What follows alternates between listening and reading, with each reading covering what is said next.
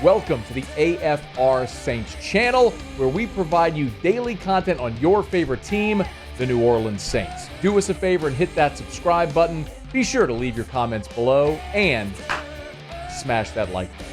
Who dat?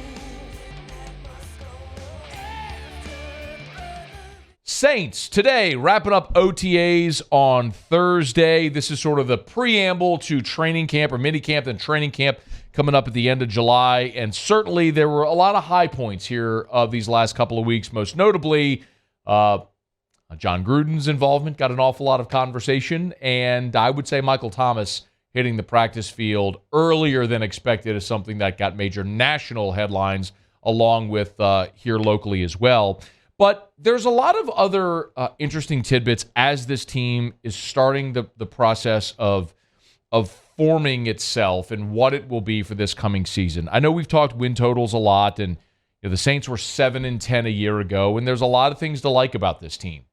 You bring in Derek Carr, you have undoubtedly upgraded at quarterback. It's one of the things we've talked about a lot. Carr gives you your best option to win the maximum amount of games in 2023. Now, is it the best long-term play? I don't believe so, but it's definitely the best option to win a bad division in 2023.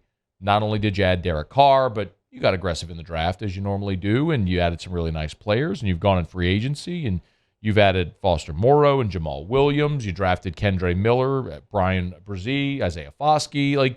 There's a lot to like about what the Saints have done in this offseason. The question is it enough to get them over the hump to win this division and maybe make a run in the playoffs? Well, Pro Football Focus looked at each team in the NFL and their projected win total. For what it's worth, the Saints' projected win total is at 9.5, so they're over under 9.5, basically saying they're going to be either 10-7, 9-8 is where they're going to fall, somewhere in there.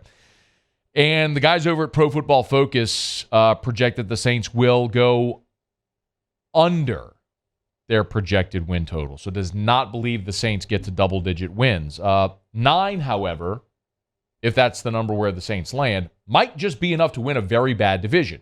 Aside from the players they've added, we've talked about as well, the Saints have the easiest schedule in the league based on 2022 records. If you look at win-loss records from a season ago, the Saints have the easiest schedule in the league. Big part of that, obviously, is you get to play every team in your division twice, and you were in one of the worst divisions in the NFL. You get to play the NFC North, which was not very good a year ago. So there's a lot to like about this Saints team and the opportunity to have a winning record, a nice bounce-back year, and quite possibly and probably get to the playoffs as a division champion.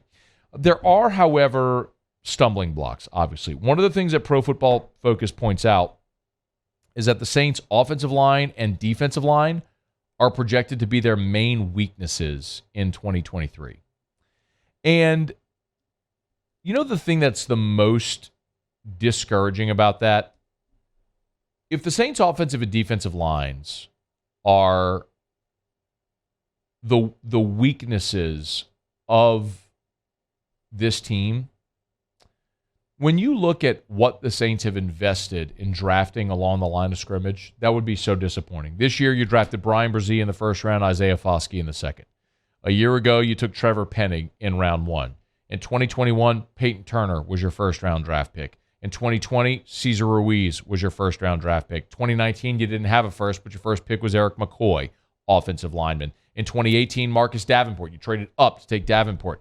In 2017, you had 2 first-round picks. You took Lattimore and Ryan Ramczyk. Go back to 2016. Your first pick was Sheldon Rankins. 2015, your first pick was Andrus Peat. This team, every year since 2015, has used its first-round pick or its first pick in the draft on a lineman. They have built around the line of scrimmage, and for Pro Football Focus to say that the Saints' offensive and defensive lines would be their main weaknesses is disappointing, but it's not hard to see that. I mean, you lost Teron Armstead. You're certainly not as good there at left tackle right now. Is Trevor Penning going to be healthy enough to play? And if he is, how good is he? Don't know. Andrus Peat has never really lived up to the expectation when he was the 13th overall pick. Ryan Ramczyk is maybe the best right tackle in football when he's healthy, but when he's healthy, and Cesar Ruiz has just not been very good at right guard. So part of me gets it. I mean, you used a first-round pick on Peyton Turner. He's played 13 games in 2 years. You've traded Marcus Davenport now. We talked about Sheldon Rankins. He's been gone for a couple of years. It's just you You saw David Onyemata leaving free agency. I'm just spelling it out, all these things that you know, but that's very clearly a reason why the New Orleans Saints are not projected to be very good at the line of scrimmage. Now, the other part of that is the Saints have made some upgrades. We mentioned you drafted BREC, you drafted Foskey, you went out in free agency and added along your defensive line as well with Colin Saunders and Nathan Shepard. And when you look at the Saints a year ago, there were a lot of games that they were right there, man. You missed the field goal at the gun against the Vikings. I mean, you completely gagged away the second game against Tampa, where you were pitching a shutout, and you gave up a 14-point lead with 2 minutes to play. Week 18 against Carolina at home, gagging away that late. Just you had opportunities. A blink away from winning the division and being a 10-win team. But I can also understand all of the skepticism with this Saints team as well. Now, they go through OTAs this week. Erik McCoy was one of those that met with the media. You talk about the expectations on the line of scrimmage, and McCoy was the only starter on the offensive line who was available during OTAs. And here's what McCoy said about it. It's been good. It gives me an opportunity to get to learn everybody better, not just as a player, but as a person. Learn their tendencies, how they communicate, and all those things. So, when the inevitable happens in season, I'll have familiarity with those guys. That's one way to spin it. The inevitable meaning some guys are going to get injured and you're going to use other people. That does happen. The most injuries happen along the offensive line in football, and so I do understand that. But at the same time, you don't have your offensive line getting reps together. Now, this was the first time, obviously, for Derek Carr to work with Erik McCoy, and the Saints' new quarterback discussed what it was like working during OTAs with his starting center. It's Carr number 2.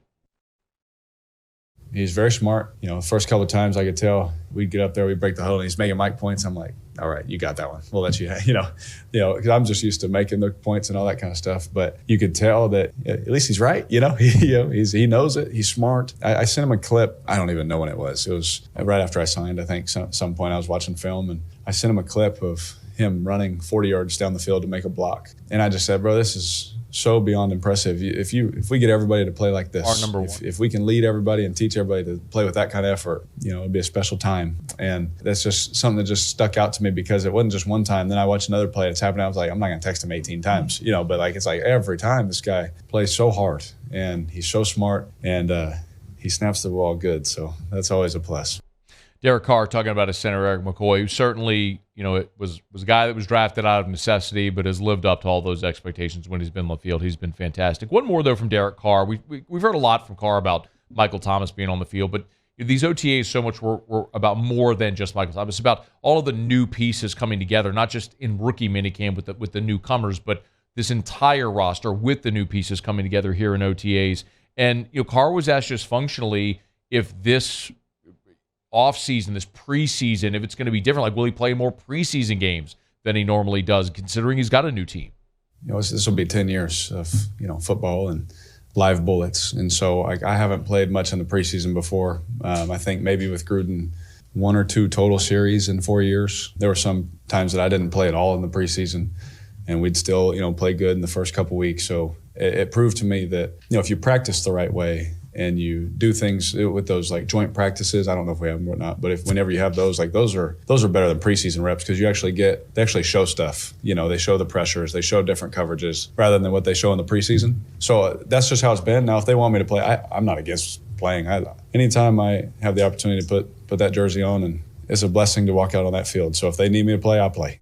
By the way, the Saints and the Chargers, you heard Derek Carr there mention joint practices. Saints-Chargers expected to hold joint practices, and Saints-Texans typically do that as well during the preseason as well. So you are going to have some of those joint practices and some of those opportunities. I don't need to see Derek Carr play in preseason games, but getting this timing and these reps with his teammates now is important. I do wish, if nothing else, I really wish that the offensive line was out there working as one unit in front of Derek Carr right now, but that time will come in training camp.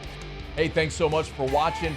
Please leave your comments. I love to interact, and be sure to hit the red subscribe button below.